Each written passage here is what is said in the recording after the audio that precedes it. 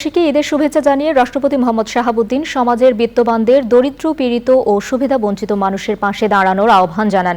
বঙ্গভবনে বিশিষ্ট ব্যক্তিদের সাথে ঈদের শুভেচ্ছা বিনিময় করে রাষ্ট্রপতি বলেন, কোরবানির বর্জ্য যেন সময় মতো সরিয়ে নেওয়া সম্ভব হয়, সেজন্য সবাইকে সর্বাত্মক সহযোগিতা করতে হবে। নীলাদ্রি শেখরের রিপোর্ট। এখন জন্ম সনদ দিয়ে খোলো বিকাশ স্টুডেন্ট অ্যাকাউন্ট। নিজের বিকাশ নিজে কর।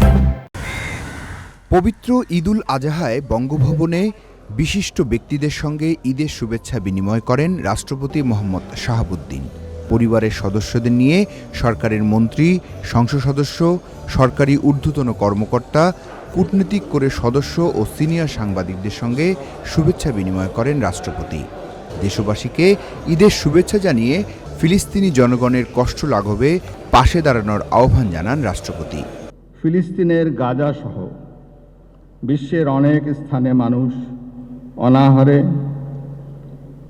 অর্ধাহারে ও বিনা চিকিৎসায় চরম অনিশ্চয়তার মধ্যে দিন কাটাচ্ছে।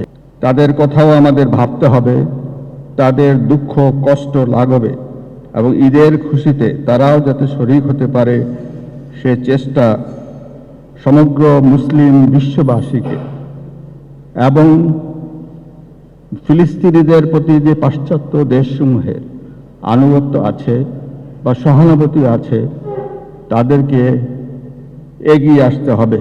সম্প্রতি শক্তিশালী ঘূর্ণিঝড় রিমেলের আঘাতে উপকূলীয় অঞ্চলে ব্যাপক ক্ষয়ক্ষতি হয়েছে।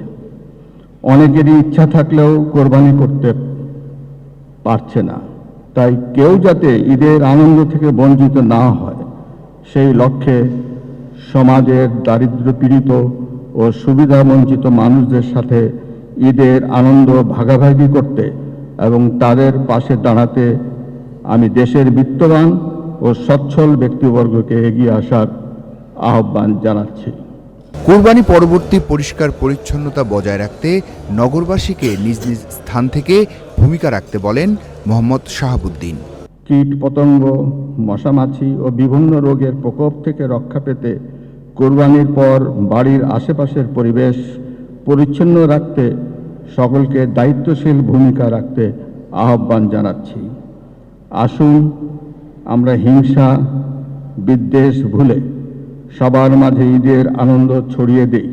হিংসা বিদ্বেষ ভুলে অন্তরের কলুষতা পরিহার করে ঈদের আনন্দ সবার মাঝে ছড়িয়ে দেওয়ার আহ্বান জানান রাষ্ট্রপতি মোহাম্মদ শাহাবুদ্দিন।